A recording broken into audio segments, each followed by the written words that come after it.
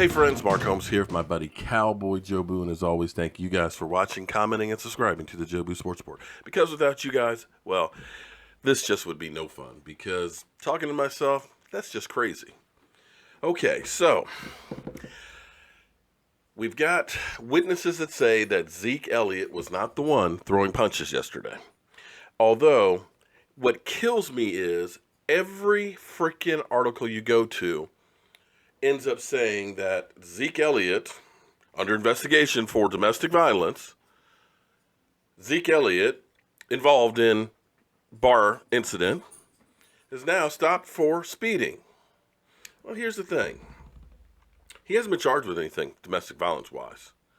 The case has more holes in it than Swiss cheese. The police department investigated, found nothing. The district attorney investigated, found nothing. The NFL has been investigating for a year, come the 22nd, Saturday. And thus far, hasn't come out with anything. And do you truly believe if the NFL had found some real dirt, that it would sit on it for a year? Come on now. But unfortunately, everybody is out to make a dime on this stuff. Now, yesterday, everybody on First Take immediately figured he's guilty. They said Roger Goodell needs to come down hard on this guy because of domestic violence. Well, he hasn't been charged with domestic violence. So are you charging him and coming down on him for domestic violence? Maybe poor judgment of pulling down the shirt of a woman who's clearly pointing to her boobs and then pointing to Zeke back and forth. But incidences happen around him that he doesn't have anything to do with. So, yesterday, of course, everybody was on the wild goose chase and figured that he's just a thug going to a club and beating up bouncers. And it turns out it was just a DJ who was drunk, who didn't actually know who hit him. And there's not witnesses that said that he's clear. So we're going through now with the whole thing of the Dallas Cowboys culture on First Take. They're talking about it's just Jerry Jones in the Wild West. They're allowed to do this stuff. You would think that the Dallas Cowboys are the only team that has anybody that ever gets in trouble. That every other team in the NFL, nobody ever gets in trouble. The bottom line is everybody focuses in on the Dallas Cowboys because they are the most popular, most valuable franchise. So that's my take on it. I'll let you listen to First Take, what ESPN has involved or devolved to with this clip. First Take rolls on. Ezekiel Elliott continues to be in the news for the wrong reasons, still under investigation stemming from a 2016 domestic violence accusation, and a source confirmed to our Adam Schefter that Elliott was involved in a late-night incident at a Dallas bar on Sunday. Now, he is also appealing a misdemeanor conviction for speeding at 100 miles an hour in a 70-mile-an-hour zone. Elliott joins this list of problems with Cowboys. Just this offseason, Damian Wilson was arrested for aggravated assault earlier this month, and David Irving was suspended for violating the PED policy. Dominique Foxworth rejoins us from D.C. Dominique, that's a long list for the Cowboys there. Do they have a culture problem? Well, I think I'll answer your question with a question. The question is for whom? I think maybe the fans might think so, or maybe some of us in the media might think so, but Jerry Jones sets that culture. And if you remember, not too long ago, there are pictures of Jerry Jones floating around in buses with strippers and things like that. So that's been the culture of the Cowboys. When they were winning those Super Bowls in the past, they were not shy about getting into trouble. That's what the Cowboys are. And as long as Jerry Jones is the owner of the Cowboys and continues to exhibit the culture that he has, that's what the culture is going to be. And as long as they continue to win, as they have in recent history, I don't think Jerry Jones is going to have a problem with it. But why is this acceptable, though? If this was any other team, remember the Bengals? They used to have this. There was the Bengals. And we ripped them because they had a culture of guys who had off-the-field incidents. They've changed that. What if this was the Browns? We will be talking about how dysfunctional the Browns are and how many guys they got on our team. Look at what they've done off the field. But it's because it's the Dallas Cowboys were able to just sweep this under the rug.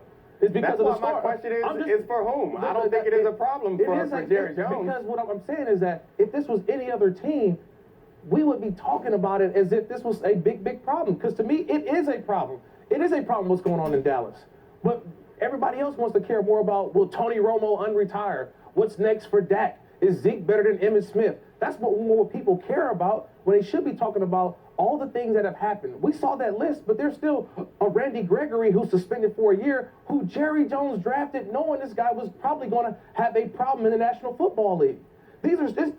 I can understand if it was one incident, maybe 2 or 3, but when you look at that whole list of incidents, and we're supposed to just sweep over that and say, oh, don't worry about it. Jerry Jones sets that culture. I mean, how would you explain the culture, though? That's unacceptable for that culture. How would you explain the culture? Just saying it's a problem is one thing, but just saying, like, what is the culture that you would explain? You're saying they have a violent or a criminal culture? Because 3 of those things were PEDs, which I wouldn't necessarily put in the same category as committing crimes in public. So what is the culture that you're saying that the Cowboys have? Well, I think, listen, I feel like, we use this whole culture thing, but it's only relevant to how you're winning. If you're not winning, then all of a sudden everyone wants to talk about the culture. If the Dallas Cowboys flame out this year and these type of things keep popping up, that's when the whole culture situation is going to come about.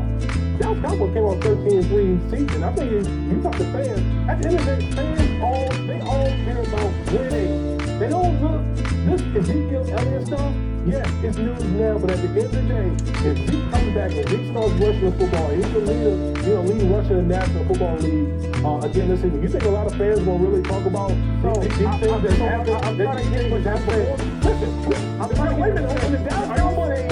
When the Dallas Cowboys were winning Super Bowls back in the 90s, they had it 10 times worse as far as what you're talking about, the quote-unquote culture. Deion Sanders, Emmitt Smith.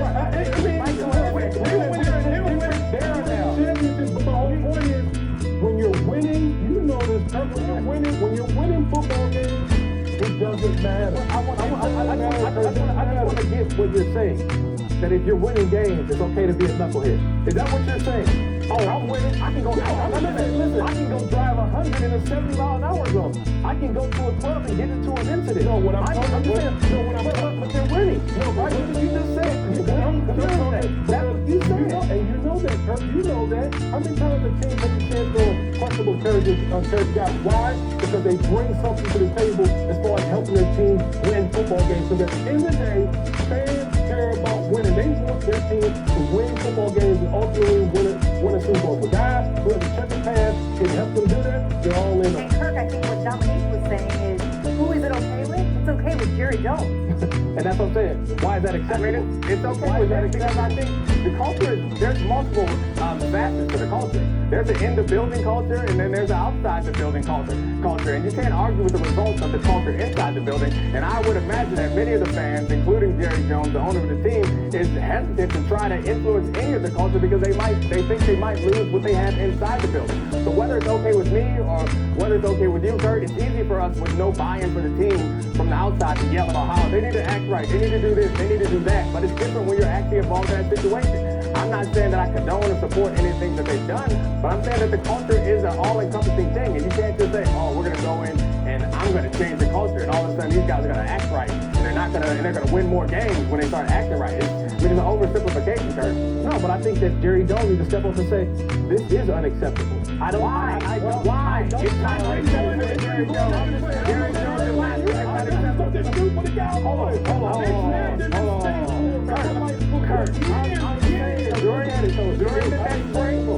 during the next break, you're going to give me your cell phone number and I'm going to text you some pictures so you can see that these things are out there. Jerry Jones has repeatedly behaved in this way, so why do you keep thinking that it's a problem? Why is it not a problem for him? You keep saying that what he's done, but why is that acceptable? This man is supposed to represent the National Football League. His team is supposed to represent. But when I look at all the incidents, that's not acceptable to me. And so my question is, Jerry being Jerry, is that okay? Is that what you're saying, though? I think it's easy. It's easy. It's okay. This man is about to get inducted to the Pro Football Hall of Fame this year. It's easy for you his team does is okay. That's not okay with me. It's easy for you to grandstand on TV about this, but in actuality, the culture is not a problem because no one's going to change it. Who's going to tell Jerry Jones to change the culture? He's in charge. He runs that team. He sets the culture, and when it becomes a problem is when someone else can forcibly change them, and they can't. I think it was about a decade ago that I was first exposed to all of this when I read Jeff Pearlman's book, Boys Will Be Boys, Yeah. and it was like, Read it. this stuff really happened. You know what? You know And what? they've been waiting since the 90s to get And back you know to the Super Bowl, what? so it's a Social reason. media also plays a role in this. All of a sudden, Absolutely. we know a lot more about what these guys are up to than we ever knew. What? What? What? What? What you gotta say? Matthew Swain.